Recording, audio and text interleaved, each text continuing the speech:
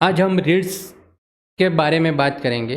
रीट्स एक नया टाइप का इन्वेस्टमेंट कॉन्सेप्ट है जो अब धीमे धीमे पॉपुलर हो रहा है। ये मेनली रियल एस्टेट के बिजनेस के साथ जुड़ा हुआ है। तो आज हम रीट्स के बारे में डिटेल में डिस्कस करेंगे। तो मेरे साथ है रवि जो रीट्स के बारे में बताएंगे। तो रवि, आप पहले बताइए रीट्स क्या है। जैसे हम म्यूचुअल फंड के अंदर इन्वेस्टमेंट करते हैं उसी तरीके से हम रीट्स में भी इन्वेस्टमेंट कर सकते हैं। म्यूचुअल फंड के अंदर क्या होता है कि हमारा जो पैसा है वो हम एक एएमसी को देते हैं और वो एएमसी आगे स्टॉक्स के अंदर इन्वेस्टमेंट करती है। जैसे स्टॉक्स का परफॉर्मेंस होता है उस तरीके से हमको रिटर्न मिलता है और साथ में डिविडेंड भी मिलता है। रीट्स भी सेम इसी तरीके से ऐसे ही कॉन्सेप्ट के ऊपर काम करता है।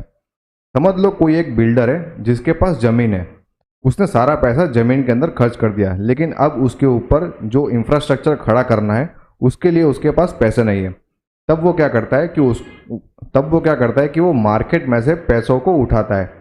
इस टाइप का जो मार्केट से पैसे उठाने का जो प्रोसेस है उसको एक सोफिस्टिकेटेड नाम दे दिया गया है जिसको कहते हैं रीट्स।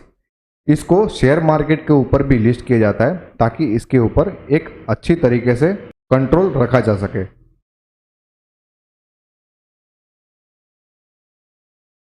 तो आप ये भी बताइए कि रीट्स के प्रकार कितने हैं। रीट्स के मेनली दो प्रकार हैं। पहला है इक्विटी रीट्स जो मेनली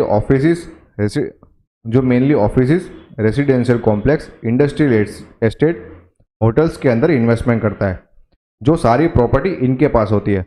और दूसरा होता है मॉर्टगेज रिस्क। मॉर्टगेज रीट्स के अंदर क्या होता है, कोई भी ऐसी प्रॉपर्टी हो जो बैंक्स के द्वारा फंसी हुई हो, मतलब जो भी प्रॉपर्टी का ओनर है वो अपना पैसा देने के अंदर सक्षम ना हो, उसके पास से रीट्स का जो ट्रस्ट होता है वो इसके पास से प्रॉपर्टी खरीद लेता है। मतलब जो भी मॉर्टगेज होता है वो पूरा पेमेंट करके प्रॉपर्टी को खरीद लेता है। इसको कहते हैं मॉर्टगेज रिस्क।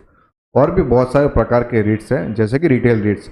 रिटेल रीट्स के अंदर जो प्रॉपर्टी होती है वो mainly shopping malls, grocery stores, hyper supermarket और सुपरमार्केट जैसे प्रॉपर्टीज़ के अंदर इन्वेस्टमेंट करते हैं। तीसरा होता है रेसिडेंशियल रीट्स, जिसके अंदर जो बिल्डिंग्स होती है और रहने वाली कम्युनिटी के जो रेसिडेंशियल एरिया होते हैं उसके द्वारा बना होता है, जिसको कहते हैं रेसिडेंशियल रीट्स।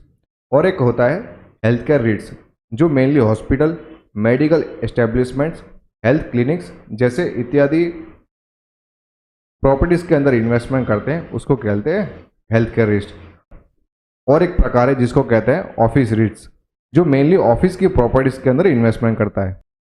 तो ये रीट्स इनकम जनरेट कैसे करता है। रीट्स मेनली दो प्रकार से रिटर्न्स जनरेट करता है। पहला होता है एप्रिसिएशन, मतलब स्टॉक मार्केट के अंदर अगर लिस्ट होता है तो उसका समय दर समय जो प्राइस बढ़ता रहता है उससे हमें इनकम जनरेट होता है।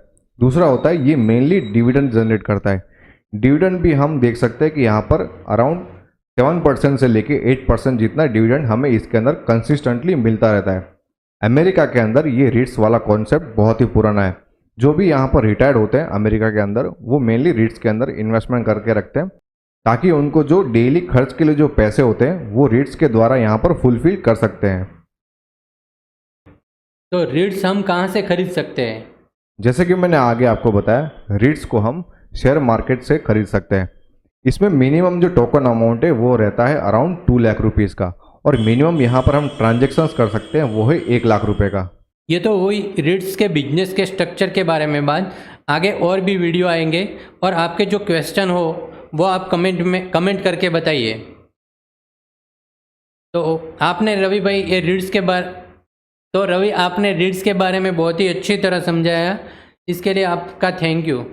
Thank you Rajesh.